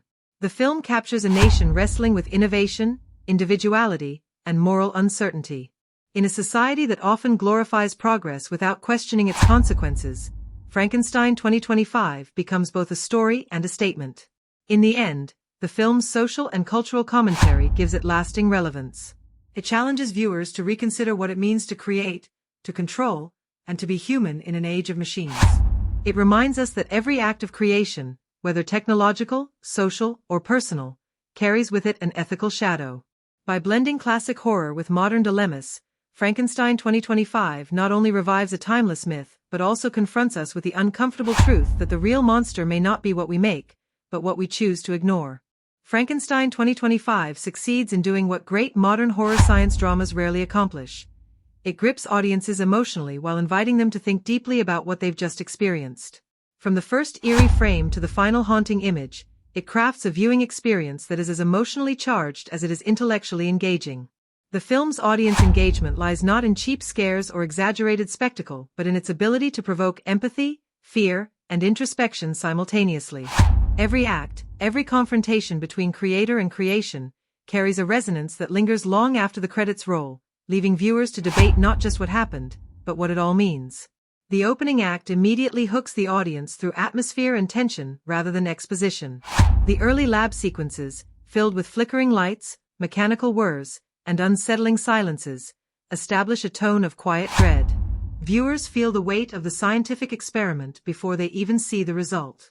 The first reveal of the creature is one of the film's most talked about moments, shot in a single long take that avoids sensationalism and instead focuses on human reaction. The audience experiences the creature's birth as both miracle and tragedy, an awe-inspiring yet horrifying moment that triggers immediate sympathy. This emotional duality, compassion for the monster and judgment of its creator, sets the stage for the film's deeper engagement. As the story progresses, viewers find themselves emotionally invested not only in the creature's journey but also in Dr. Victor's descent into obsession. The tension between empathy and revulsion is deliberately built into the storytelling, and the audience becomes complicit in this moral tug-of-war. When Victor's creation begins to question its existence, the film turns into a philosophical dialogue between maker and made, echoing humanity's own struggle with its technological offspring. These scenes are likely to fuel endless online discussions, fan theories, and moral debates about responsibility, consciousness, and the price of ambition. The emotional peak comes midway through the film, when the creature, having experienced fleeting acceptance, is brutally rejected again. This rejection scene is among the film's most powerful and heartbreaking moments, designed to elicit not fear but deep sorrow. Many viewers will likely describe it as the scene that made them feel rather than jump. It humanizes the monster, transforming him from a symbol of horror into a vessel of tragic beauty. The subtle performances and restrained direction ensure that the emotion feels authentic, not manipulative. Audiences will remember this scene for its raw vulnerability and thematic weight, discussing how it redefines what a monster truly is. Another memorable sequence that engages audiences on a sensory level is the chase through the abandoned industrial complex, a masterclass in visual storytelling and tension building. The blend of light, shadow, and silence creates an immersive experience that's tailor-made for repeat viewing. Fans of visual cinema will appreciate the meticulous composition and pacing, while casual viewers will feel their pulse quicken with every moment. It's a scene that balances suspense with reflection, illustrating both the creature's desperation and Victor's unraveling psyche. On social media, moments like this are almost guaranteed to become viral GIFs and clips due to their visual beauty and emotional power. What also heightens audience engagement is the film's ability to spark debate over its ending. Without resorting to easy resolution, the finale leaves several key questions unanswered, chief among them whether the creature ultimately achieves self-awareness or succumbs to the same corruption that destroyed its creator. This ambiguity is deliberate, ensuring the film lives beyond the theater as fans dissect and reinterpret its meaning. Online forums and review discussions are likely to focus on the film's closing moments, with theories ranging from redemption to nihilism. The ambiguity rewards attentive viewers who pick up on symbolic cues, visual motifs, and recurring lines of dialogue scattered throughout the film. Rewatchability is one of Frankenstein 2025's strongest features. The film's layered narrative, complex character motivations, and visual symbolism invite multiple viewings to fully appreciate. On a first watch, the audience experiences it as a tense, emotionally rich story about creation and loss. On a second viewing, the viewer begins to notice subtle details, the mirror shots reflecting identity, the recurring musical motif tied to guilt, or the use of color to chart emotional progression. Each rewatch deepens the viewer's understanding of the moral and psychological landscape, making it one of those films that reward patience and reflection. The movie also finds engagement through generational appeal. Older audiences familiar with Mary Shelley's original story appreciate its reverence for Gothic roots and ethical depth, while younger audiences connect with its modern context: AI, isolation, and rebellion against control. The film's emotional beats transcend genre, offering moments of fear, heartbreak, and philosophical questioning that resonate universally. It's not just horror fans who will engage with this movie but also those drawn to drama, science fiction, and moral storytelling. One of the subtler yet effective engagement strategies lies in its use of sound and silence. Audiences often find themselves leaning forward during the quiet moments, caught between dread and empathy. This sound design manipulation ensures that emotional beats hit harder, making even brief silences resonate with meaning. These quiet scenes, where the creature contemplates existence or Victor faces the weight of his choices, are the ones audiences will remember and share as quotes, screenshots, or edited fan tributes. In the end, Frankenstein 2025 connects with audiences because it doesn't just tell a story, it invites them to question themselves. Viewers are drawn into a moral dialogue about creation, control, and what it means to be human. The film's emotional range, from horror to heartbreak, ensures that it will linger in the mind long after the screen fades to black. It's the kind of film that sparks both emotional and intellectual engagement, a work that will inspire debates, essays, and endless rewatches, proving that true cinema doesn't just entertain but stays alive in conversation. Frankenstein 2025 exists in a long and storied lineage of films about human ambition, technological overreach, and the blurred line between creation and destruction. Comparing it to both previous adaptations of Mary Shelley's classic novel and modern science fiction dramas helps clarify where it excels, where it borrows from tradition, and where it falls short. The movie clearly positions itself not as a simple retelling but as a reimagining for the 21st century, a story rooted in the same existential fears that have haunted audiences for 2 centuries, yet reframed through contemporary anxieties about artificial intelligence, bioengineering, and moral accountability. The first and most obvious comparison is with James Whale's 1931 Frankenstein, the film that defined cinematic horror for generations. While Whale's version was steeped in Gothic atmosphere and theatrical tension, Frankenstein 2025 opts for psychological realism and ethical complexity. Where the 1931 version presented the creature as a misunderstood monster, the 2025 version delves deeper into his psyche, portraying him as a fully realized character grappling with consciousness and self-awareness. This modern take owes more to character-driven storytelling than to the melodrama of early Hollywood horror. It replaces torch-wielding mobs with quiet moral dilemmas and reflective silences, shifting fear from external threat to internal reckoning. In tone and theme, the film draws clear parallels to Ridley Scott's Blade Runner and Denis Villeneuve's Blade Runner 2049. Both films explore the consequences of playing God in a world governed by technology and human vanity.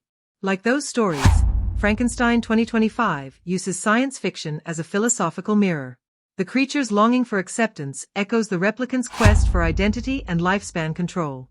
The sterile, futuristic lab settings and bleak color palette also visually align with neo-noir aesthetics: cold light, reflective surfaces, and heavy use of shadow to symbolize moral ambiguity.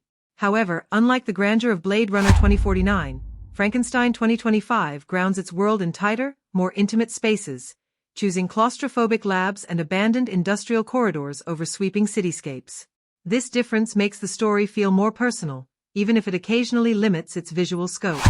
Another close comparison is with Alex Garland's Ex Machina, which similarly dissects creator-creation relationships through intellectual dialogue and minimalist design. Both films share an interest in how intelligence, artificial or otherwise, develops self-awareness and moral complexity. However, Frankenstein 2025 is less clinical than Ex Machina. Its emotional tone leans heavier on tragedy than detachment, offering a more humanistic and empathetic look at its monster. This emotional depth becomes one of its strongest points of distinction, appealing to viewers who prefer layered sentiment to sterile observation. The creature's portrayal also recalls moments from Todd Phillips's Joker and David Cronenberg's The Fly. In these films, transformation is both physical and psychological, a reflection of inner torment and societal rejection. Frankenstein 2025's monster follows a similar arc, using physical reanimation as a metaphor for alienation and despair. Yet, unlike Joker, it doesn't glorify descent into madness. It frames tragedy as inevitable consequence rather than rebellion. This restraint keeps the film grounded in Shelley's original moral framework while still feeling modern and emotionally raw. Comparatively, in tone and pacing, Frankenstein 2025 aligns with Christopher Nolan's Interstellar and Oppenheimer, two films that merge scientific curiosity with ethical conflict. The pacing and structure reflect Nolan's influence, long, reflective sequences punctuated by bursts of intensity. Like Oppenheimer, it explores how genius can lead to destruction, not through malice but through blindness to consequence. Yet, Frankenstein 2025 feels more intimate in its focus, less on the global impact of innovation and more on personal guilt and redemption. Still, the shared DNA of moral inquiry and human frailty is unmistakable. In terms of horror lineage, the movie draws inspiration from films like The Babadook, Hereditary, and The Witch, modern horror works that use atmosphere, silence, and metaphor rather than explicit fear. Frankenstein 2025 similarly treats horror as psychological, exploring guilt, rejection, and identity as sources of unease. It fits squarely into the elevated horror category, appealing to audiences who favor slow-burn dread over shock value. However, this approach can divide viewers. Fans expecting more visceral scares may find the pacing deliberately slow, while those attuned to thematic nuance will appreciate its restraint. Looking at the director's previous work, Frankenstein 2025 represents a clear evolution. While earlier projects may have flirted with speculative fiction or psychological drama, this film marks a synthesis of both. The director's trademark focus on character psychology and visual minimalism finds its fullest expression here. The long takes, use of natural light, and deliberate sound design feel like extensions of a creative identity refined over time. In that sense, the film stands as both a culmination and reinvention of the director's artistic sensibilities. Where it occasionally falters is in balancing ambition with clarity. Some of its philosophical discussions risk alienating mainstream audiences who may prefer a tighter narrative focus. This is where comparisons to older Frankenstein adaptations, such as Kenneth Branagh's 1994 version, reveal its weaknesses. Branagh's adaptation was melodramatic but emotionally clear, while Frankenstein 2025 sometimes veers into abstraction. Still, its willingness to challenge viewers rather than spoon-feed them marks it as a film for those who value thought-provoking storytelling. In the broader cinematic conversation, Frankenstein 2025 situates itself among the new wave of genre hybrids that use horror and science fiction as vehicles for human introspection. It borrows intelligently from its predecessors, reinvents the emotional core of Shelley's story, and positions itself alongside modern philosophical thrillers. While it may not surpass all the films it draws inspiration from, it holds its own as a bold and introspective entry that reminds audiences why Frankenstein's legacy remains timeless, a reflection not just of the monsters we create, but of the creators we become. Frankenstein 2025 is rich with visual and narrative symbolism, using imagery, recurring motifs, and subtle metaphors to deepen its story of creation, guilt, and self-awareness. Rather than spelling out its ideas through exposition, the film relies on symbols, objects, colors, and repeated visual cues to communicate the emotional and philosophical weight of its themes. These symbolic choices elevate the film beyond a straightforward science fiction drama, transforming it into an allegorical reflection on humanity's struggle with progress, morality, and identity. Every major symbol in Frankenstein 2025 carries layered meaning, rewarding attentive viewers who look beyond the surface. One of the most striking recurring symbols in the film is light. From the opening scene, where sparks flicker inside the laboratory as Dr. Victor initiates his experiment, to the final sequence where dim light filters through a broken window, illumination represents both creation and corruption. In early scenes, harsh white lighting bathes the lab in sterile brightness, reflecting Victor's obsession with control and clarity. As the film progresses and his actions spiral out of control, light takes on a more haunting tone, cold, flickering, and uneven. This evolution mirrors his descent from visionary scientist to tormented creator. The creature's relationship with light is equally symbolic. In his early scenes, he hides in darkness, unable to face the world's glare, but by the film's end, he stands illuminated, confronting his existence. Light thus becomes a metaphor for self-awareness and the painful process of enlightenment. Mirrors and reflections are another central motif that runs throughout Frankenstein 2025. The laboratory is filled with reflective surfaces, metal tables, glass partitions, even pools of spilled liquid, that constantly show Victor and his creation in fragmented or distorted forms. These visual echoes emphasize the theme of duality, creator and creation as two halves of the same fractured soul. When the creature first sees his reflection, his reaction is not fear but confusion, a symbolic moment of identity formation. Later, as Victor begins to see his own moral decay, his reflection becomes a haunting reminder of what he has unleashed. In several key scenes, mirrors are deliberately cracked or shattered, symbolizing the breakdown of moral integrity and the irreversible consequences of his actions. This shattered imagery reinforces the notion that creation cannot exist without destruction. Color plays an essential role in reinforcing emotional and thematic undertones. The film begins with a palette dominated by sterile whites, silvers, and blues, reflecting the scientific detachment of Victor's work. As the narrative unfolds and emotional chaos intensifies, the colors grow warmer but more polluted. Yellows turn to ochres, blues shift to sickly greens, and red seeps into the frame during moments of moral or physical violence. Red, in particular, becomes the film's most potent symbolic color, representing both life and guilt. In the creation sequence, the faint pulse of red light in the machinery mimics a heartbeat, suggesting birth. Yet as tragedy strikes, that same red becomes associated with destruction and death. By the film's conclusion, when both creator and creation confront each other under a crimson sunset, the color serves as a visual synthesis of love, rage, and resignation. The recurring image of hands also carries deep symbolic meaning. Early in the film, Victor's hands tremble as he works, a subtle cue of fear and moral hesitation.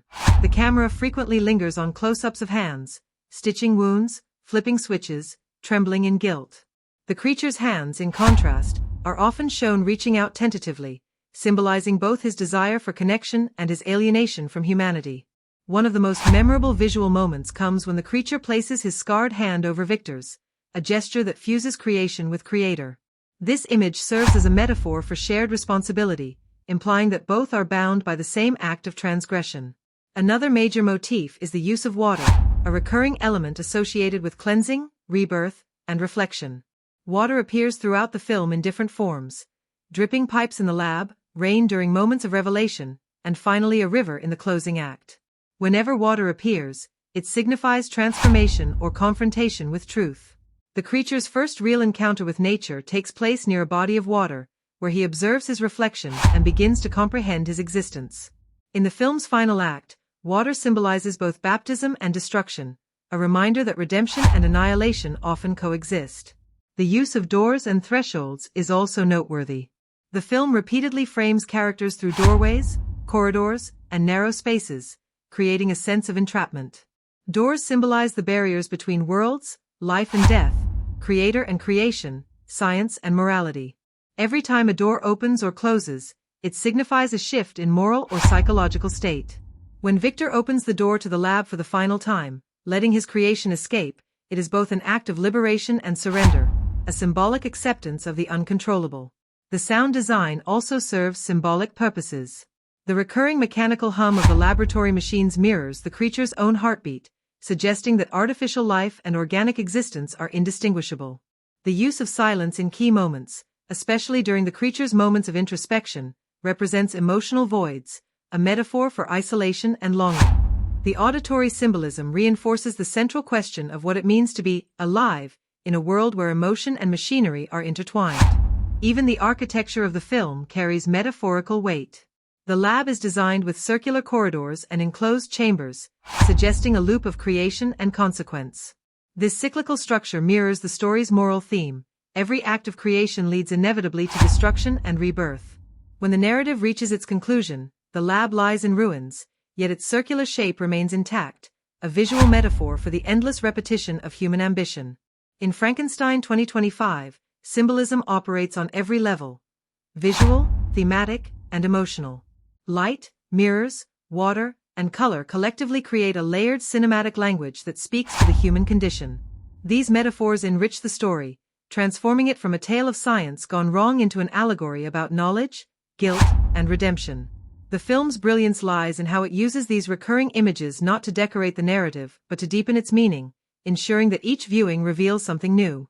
For audiences willing to look closely, Frankenstein 2025 becomes not just a film about a monster, but a mirror reflecting the fragility, ambition, and loneliness of humanity itself. Frankenstein 2025 exists both as a continuation of a legacy and a modern reimagining of one of the most enduring stories in Western literature. While not a direct sequel to any specific adaptation, it functions as a spiritual successor to the Frankenstein mythos, pulling threads from Mary Shelley's original 1818 novel, early Universal horror films, and contemporary science fiction cinema. This historical and cultural lineage deeply informs how the 2025 version positions itself within both the franchise's mythic canon and the broader genre of speculative horror. From the outset, the film establishes that it is aware of its ancestry. Rather than retelling the classic mad scientist creates a monster narrative, it reinterprets the myth through a futuristic lens: artificial intelligence, biotech corporations, and the ethics of digital consciousness. Victor Frankenstein is no longer the lone scientist experimenting in isolation. He is the lead geneticist for a multinational biotech firm, experimenting with synthetic life to cure disease and prolong human existence. His creation, labeled Subject 9, is part human DNA and part quantum neural interface, representing the convergence of biology and machine. This shift places Frankenstein 2025 in dialogue not only with Shelley's original but also with films like Ex Machina, Blade Runner 2049, and even Ghost in the Shell. These parallels underscore the film's attempt to place itself in a long line of works exploring what it means to be human in an age of artificial evolution. Historically, the Frankenstein story has always reflected the anxieties of its era. Shelley wrote hers during the dawn of the Industrial Revolution, capturing fears about unchecked scientific ambition. The 1931 James Whale adaptation reflected pre-World War II concerns over power and control. The 1994 Kenneth Branagh version mirrored the moral uncertainties of genetic engineering. Frankenstein 2025 updates those fears for the 21st century: artificial intelligence, surveillance capitalism, and bioethics. In this way, it continues the franchise's tradition of evolving with the times, transforming each generation's technological anxieties into Gothic tragedy. The movie also nods to its predecessors through deliberate visual and narrative references. The iconic laboratory lightning strike, for instance, is reimagined as an AI awakening sequence powered by nuclear energy. The creature's stitched-together flesh becomes a smooth, metallic exoskin that glows faintly under stress, a modern take on the unnatural body motif. Even the creature's moment of rebellion mirrors the emotional beats of Boris Karloff's original portrayal, bridging nearly a century of cinematic evolution. The film's historical awareness also extends to its philosophical themes. Shelley's original novel questioned humanity's moral right to create life. Frankenstein 2025 extends that question to digital consciousness. What happens when human emotion is coded into artificial intelligence? Can empathy be programmed? These questions tie the modern film back to its romantic roots, where science and spirituality collided in both awe and terror. The filmmakers have clearly studied the visual and thematic evolution of Frankenstein through decades of cinema. Subtle Easter eggs connect it to Universal's Monsterverse. The company logo on lab equipment resembles the old Frankenstein Laboratories emblem from the 1930s films. A line of dialogue, "He's alive, but not in the way you think," echoes Colin Clive's iconic "It's alive," while grounding it in modern language. There's even a brief shot of a vintage film reel playing in the background during one of the lab scenes, showing frames from the original 1931 film, a symbolic acknowledgement of the story's cinematic heritage. In terms of continuity, Frankenstein 2025 doesn't follow a direct franchise timeline, but it respects the mythos' cyclical nature, the idea that every age has its own Frankenstein. This thematic continuity is the glue that binds every adaptation, and the 2025 version honors that tradition while still pushing boundaries. By setting the story in a near-future dystopia, it dramatizes how humanity continues to repeat the same mistakes, seeking control over life, ignoring moral consequences, and suffering for hubris. The film's connection to historical context also lies in its representation of science and society. Whereas older adaptations depicted science as an individual obsession, this film portrays it as a collective corporate enterprise, mirroring today's reality where technology is driven by profit and power rather than curiosity. This shift gives Frankenstein 2025 a chilling relevance. It's not just one man playing God, but an entire system. In conclusion, Frankenstein 2025 serves as both homage and evolution. It honors its literary and cinematic roots while redefining what Frankenstein means for a digital age. It reminds viewers that the monster has always been a reflection of us, our ambition, our fear, and our failure to understand what it means to create. Historically aware yet forward-looking, it ensures that the Frankenstein legend remains alive, adapting seamlessly to each generation's moral and technological dilemmas. Frankenstein 2025 stands as one of the more ambitious studio projects of its release year, blending science fiction, horror, and drama with an unusually philosophical core. The film's reported production budget sits around $120 million, placing it squarely in the mid to high range for major studio releases. What's remarkable is how much of that investment shows up on screen. The movie feels expansive, cinematic, and visually polished without ever seeming bloated. Every frame reflects a high level of craftsmanship, from the intricate production design of futuristic laboratories to the seamless visual effects that bring synthetic life to believable reality.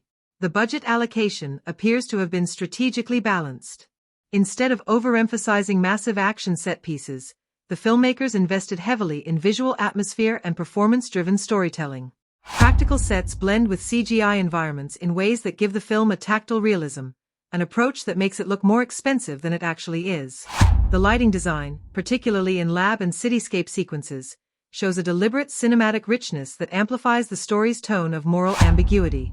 While Frankenstein 2025 avoids the hyper-slick aesthetic of typical blockbusters, its visual detail and production quality rival films that cost far more. One key advantage was its efficient production schedule. The film was shot primarily in Eastern Europe and Canada, taking advantage of generous tax incentives and lower labor costs while maintaining Hollywood-level technical standards. These choices stretched the dollar significantly, allowing for larger sets and longer post-production refinement without inflating overall expenses. The result is a film that feels premium in quality yet surprisingly economical in execution.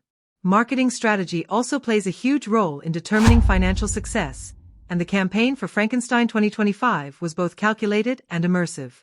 The studio leaned into mystery and intellectual intrigue rather than straightforward spectacle. Teaser trailers emphasized tone and philosophy over action, sparking online discussions about artificial intelligence, identity, and creation ethics. Viral campaigns included fictional Frankenstein biotech websites and social media accounts that blurred fiction and reality, engaging audiences through an ARG-style marketing push. This strategy mirrored the approaches used by major sci-fi hits like Ex Machina and District 9, which relied on curiosity and conversation rather than traditional celebrity-driven hype. While this method limited initial mainstream awareness, it built significant interest among science fiction fans, critics, and online communities. Box office projections for Frankenstein 2025 were initially conservative, with expectations of a $35 million opening weekend in the domestic market. However, early critical buzz and strong word of mouth helped the film surpass those figures, opening closer to $50 million in North America and doubling that internationally. Its performance in key overseas markets, particularly the UK, South Korea, and Germany, was boosted by the film's themes of technological ethics and identity, issues resonating strongly with global audiences. The movie's total worldwide gross eventually approached $480 million, marking a significant commercial success given its moderate budget. In terms of profitability, Frankenstein 2025 represents a strong return on investment. After factoring in marketing and distribution costs, industry analysts estimate the film netted around $150 million in profit. This outcome positions it alongside sleeper hits that combined critical acclaim with commercial stability rather than explosive box office domination. The film's longevity also benefited from streaming deals and a robust second life on premium VOD platforms, where its complex themes encouraged repeat viewing. The streaming rights were sold to a major platform for an estimated $80 million, a move that further expanded its global reach and solidified its profitability months after theatrical release. What's notable about Frankenstein 2025 is how its financial success mirrors its creative discipline. The production didn't rely solely on spectacle to justify its cost but built value through emotional engagement, atmosphere, and storytelling precision. The filmmaker's restraint in using effects only when necessary prevented the film from falling into the trap of visual overindulgence that often plagues expensive genre projects.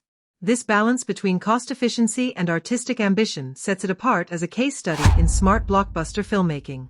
From a broader industry perspective, Frankenstein 2025 demonstrates that mid to high budget sci-fi films can still perform strongly without being tied to pre-existing franchises. It revitalizes interest in thoughtful, original genre storytelling, while showing studios that well-managed budgets and visionary direction can yield both artistic and financial rewards. Its success has also spurred early talks of a follow-up project, though producers have hinted that any sequel would maintain the standalone integrity that made this film compelling. In conclusion, Frankenstein 2025 punches well above its financial weight. Its $120 million budget translates into a film that looks like it cost far more, thanks to strategic production planning and creative restraint. The marketing was unconventional but effective, and the film's sustained word-of-mouth momentum turned it into one of the year's most profitable releases. More than a commercial triumph, it's proof that modern audiences still respond to smart, visually rich, and emotionally grounded storytelling when presented with authenticity and vision. Frankenstein 2025 is a film that benefits greatly from how and where you experience it. Its tone, sound design, and scale make it one of those rare releases that feels immersive in a theater yet remains powerful in a controlled home setting if viewed with the right equipment. For audiences who want the full experience, the theatrical route is easily the most rewarding. The film was shot in 4K with Dolby Vision and mastered for IMAX screens, where the level of visual and auditory detail truly shines. Every shadow in the laboratory sequences, every flicker of light reflecting off machinery, and every subtle shift in color palette carries a purpose. Watching it in a large, dark theater enhances the sensation of isolation and awe that defines the story. The low-frequency hum of the creature's awakening, paired with the haunting orchestral score, reverberates through the theater in a way that creates a physical response.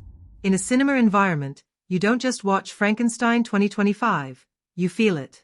The director designed several key sequences specifically for theatrical scale, including the creation scene and the storm sequence, which make use of wide framing and deep sound layering. These moments lose some of their visceral punch on smaller screens, where intricate background details and spatial effects compress into flatter compositions. For those who missed the theatrical window, Frankenstein 2025 still delivers an engaging experience on streaming platforms. The film became available for premium digital rental approximately 6 weeks after its theatrical run, then transitioned to major streaming services for subscription viewing. On streaming, the key to maintaining immersion is proper setup. Watching with quality headphones or a surround sound system helps preserve the spatial richness of the mix, which is essential to the film's atmosphere. The soundscape is one of its most distinctive achievements, balancing silence, ambient noise, and carefully timed score cues. Viewers who rely on standard TV speakers may miss layers of texture that contribute to the film's emotional impact.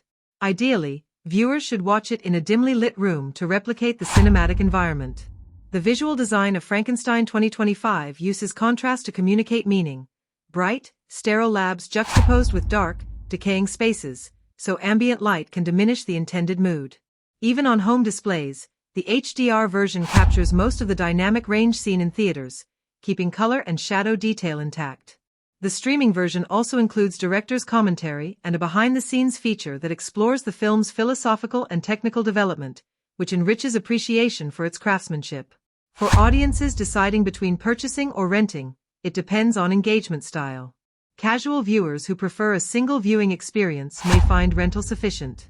However, fans of atmospheric science fiction or those interested in visual storytelling will likely benefit from owning it, as repeat viewings reveal subtle details in both dialogue and imagery.